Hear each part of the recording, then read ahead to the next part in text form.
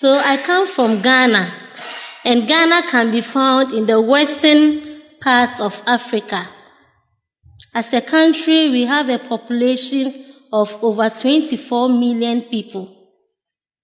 Accra is the capital city, but out of the 24 million people, nearly half of this population are persons below the age of 18 years.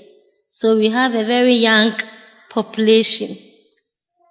International Needs Ghana is a Christian-based organization that has a commitment to promote the rights and welfare of children in Ghana. It is not just any other child or woman, but children and women living in deprived conditions, vulnerable conditions, living in extreme poverty. Our program is focused on 5 key areas. We have a child rights program, which I directly manage. This program aims at raising awareness on the rights of the child and also preventing child abuse. One of the core objectives of this program is to contribute to the elimination of children in worst forms of child labor.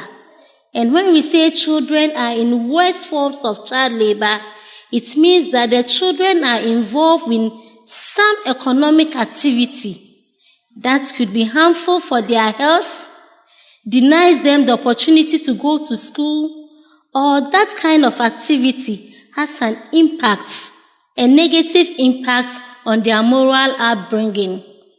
And one of the program is focused on preventing commercial sexual exploitation of children. I'll tell you a little bit more about this program as I go on with my presentation. We have a program that is also focused on empowering vulnerable women to have access to credit or facilities that will enable them to generate income to take care of their children and their families. Our education program is focused on making quality education available to poor and deprived children. The health program also aims at providing water and sanitation facilities for schools in poor communities or for children in poor communities. It also facilitates medical outreach programs for deprived and poor communities. Because we are a Christian organization, we are committed to holistic development. Therefore, we have a program that is focused on discipleship and evangelism. So, as an organization, we do not only meet the physical needs of the people, but also the spiritual needs. We nurture them spiritually and bring them closer to God.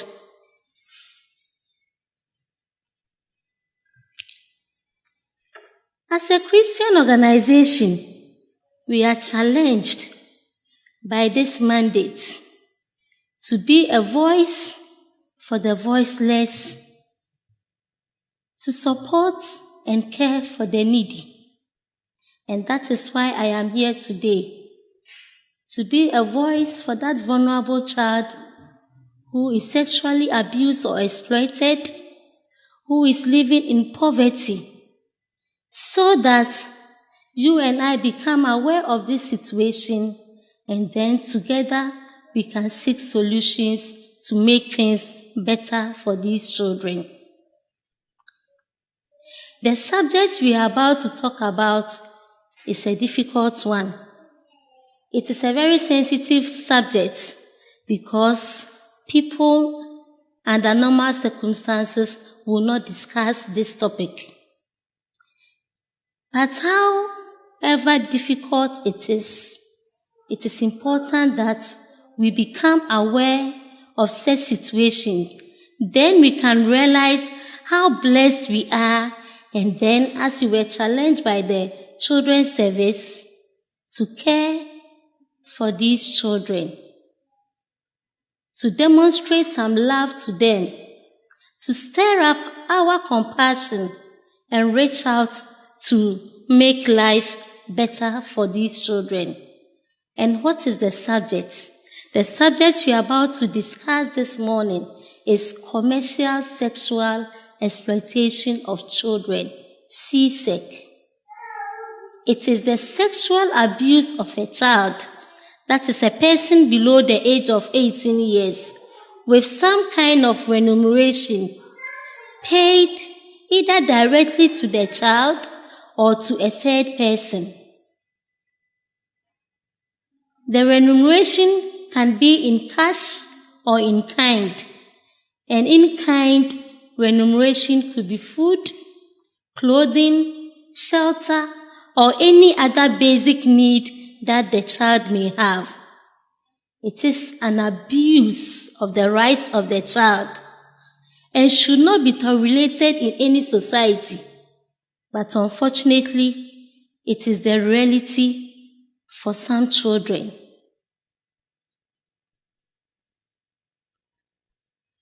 What causes it?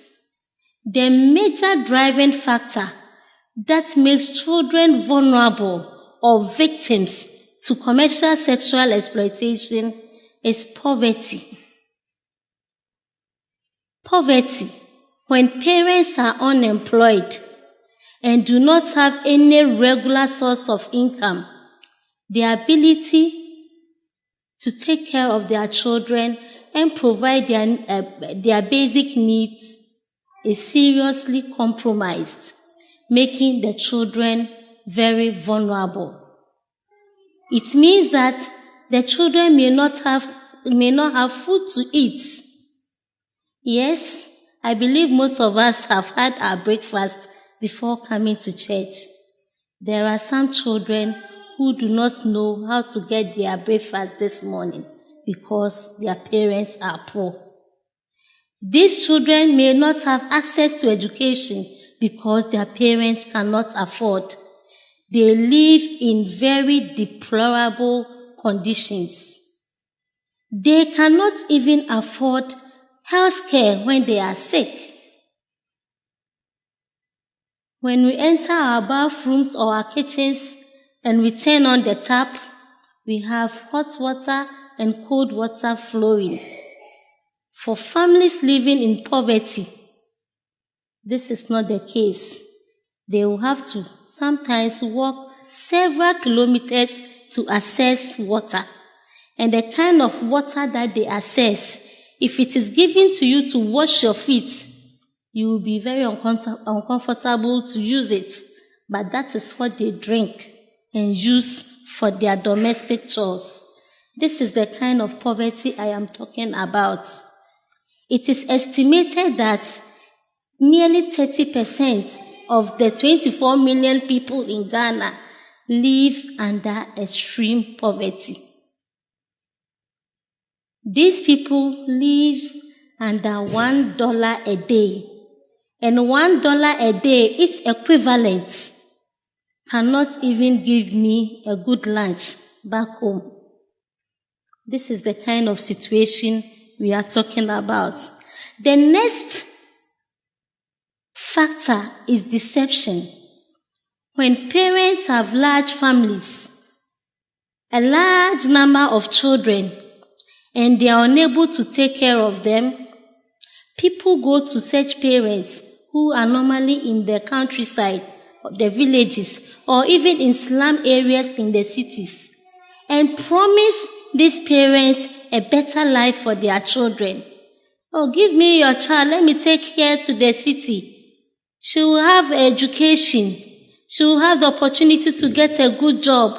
And then they end up trafficked to the city. Giving one child away means one mouth less to feed.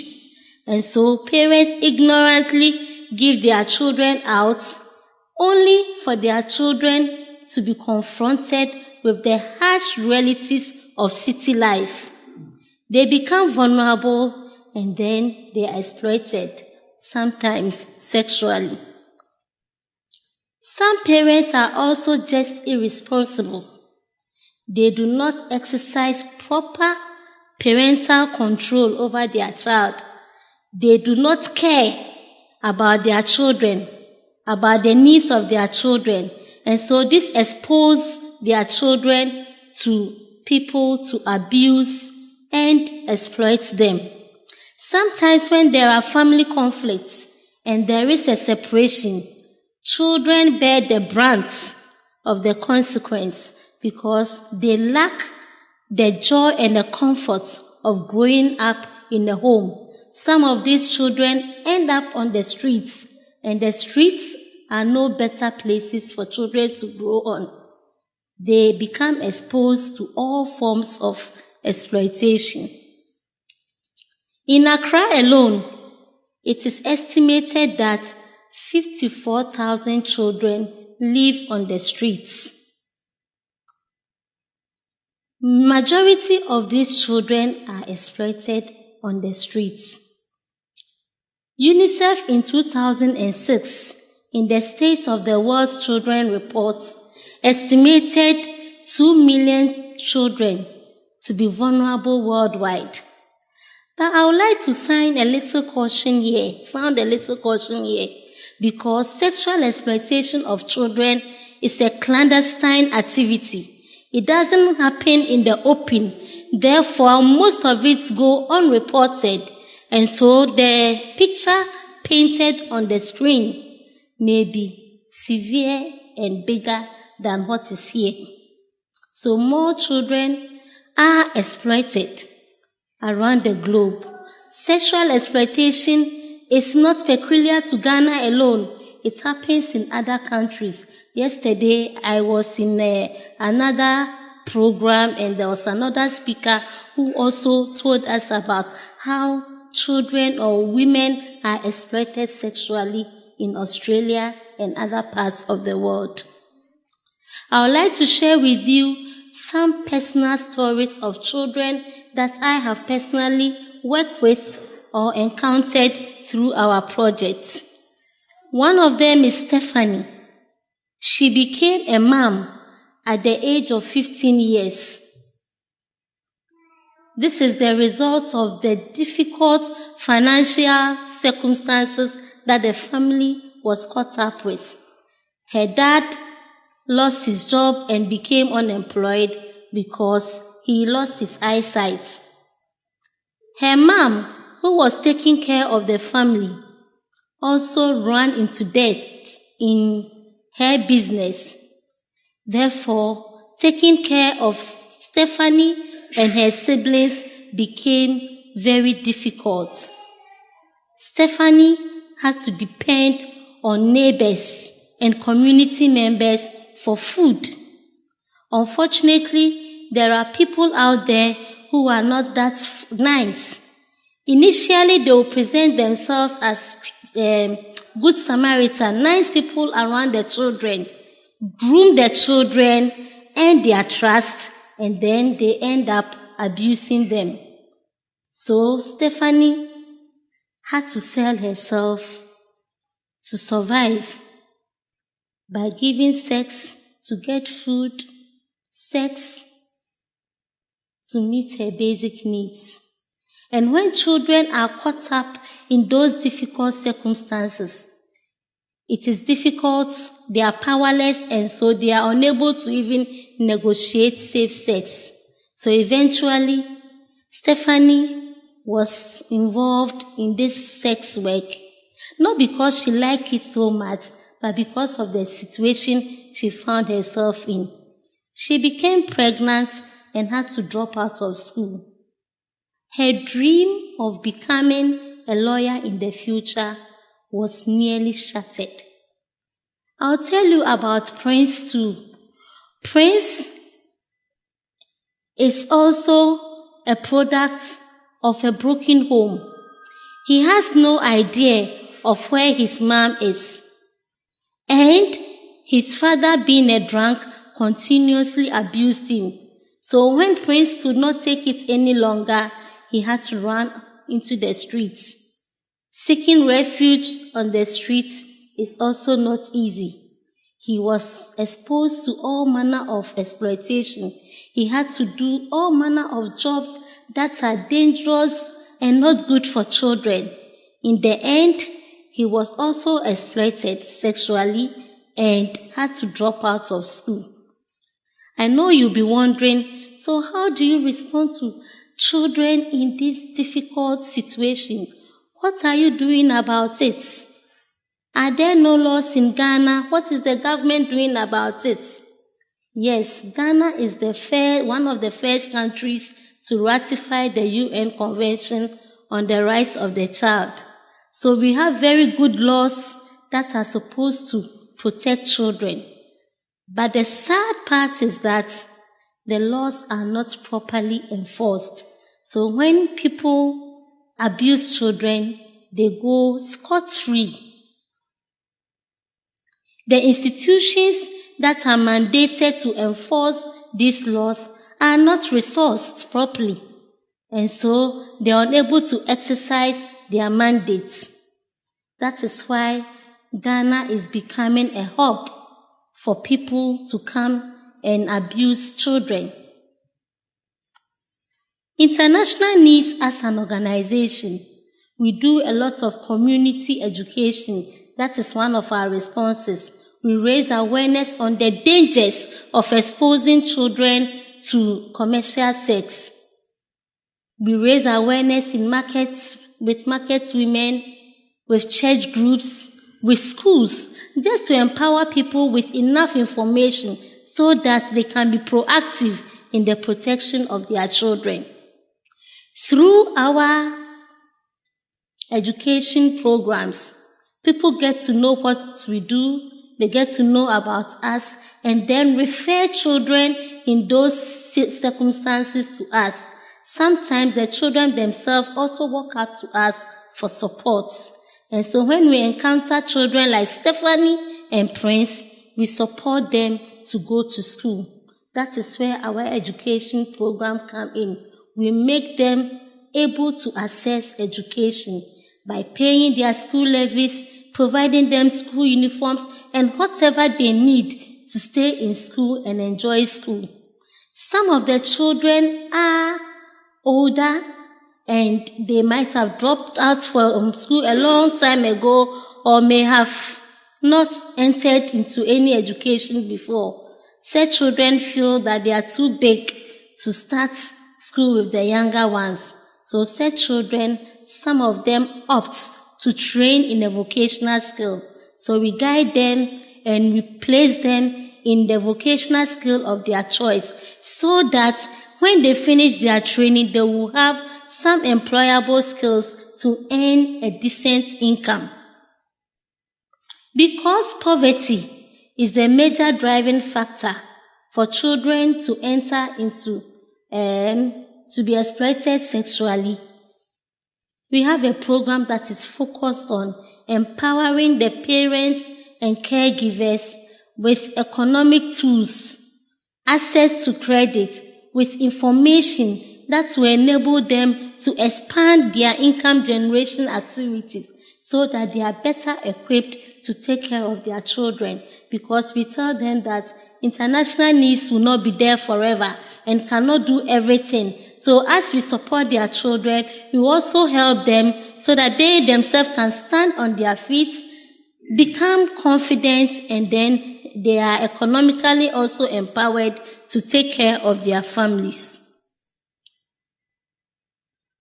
There is nothing gratifying than seeing that your work, or as an individual, your contribution is making a difference in the life of a child whose situation was difficult, but now the child is having hope and a better future. I would like to share with you the other side of the story. I'm happy to tell you that Stephanie was supported to go back to school.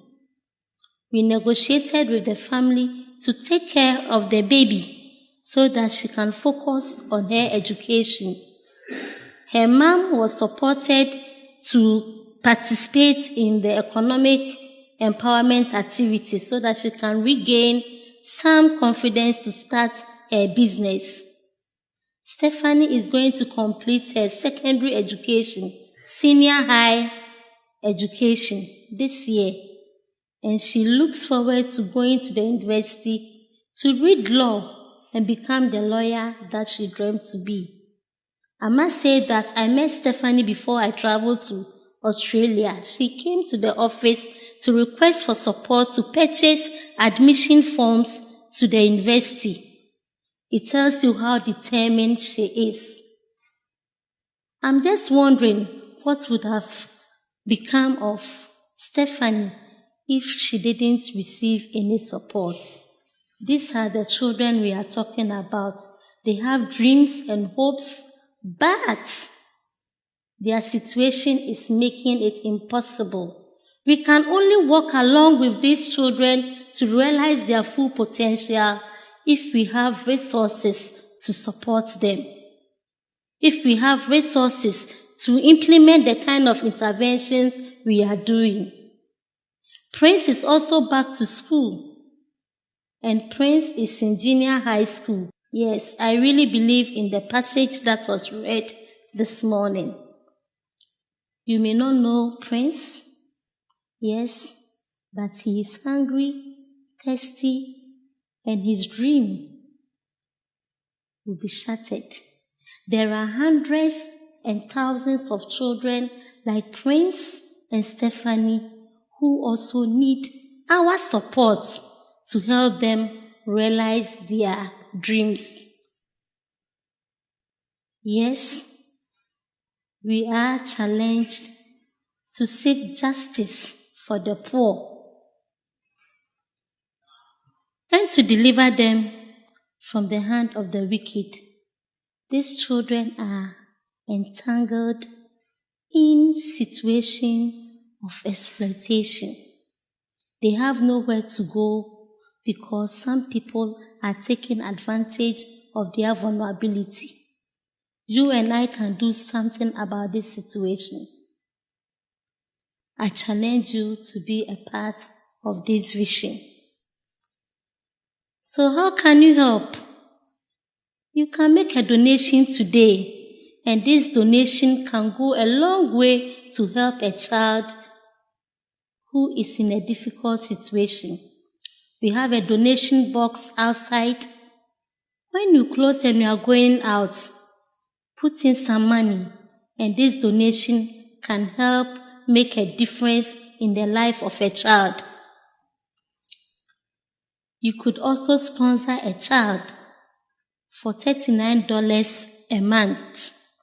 Sponsoring a child can make a difference in the life of a child who is vulnerable.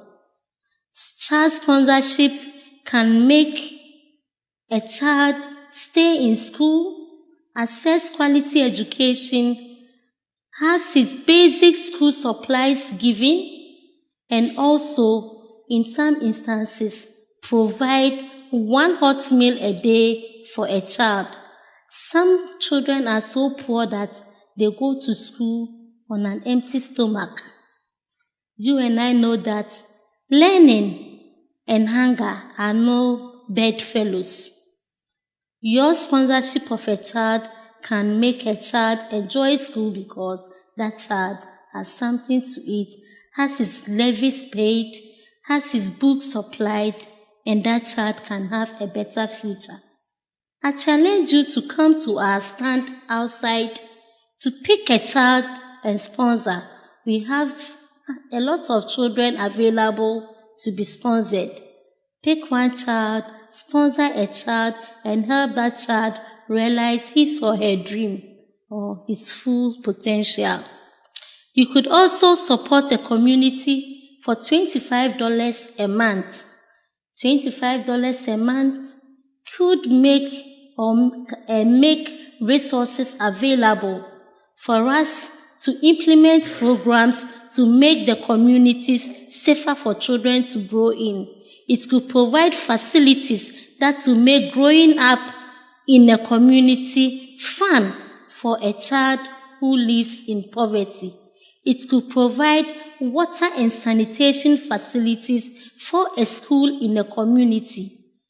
It could address a lot of issues that communities are confronted with, just to make the world a better place for a child who unfortunately is born into poverty.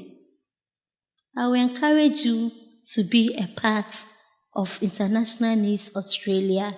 You have several options that you can also contribute to make life better for a child.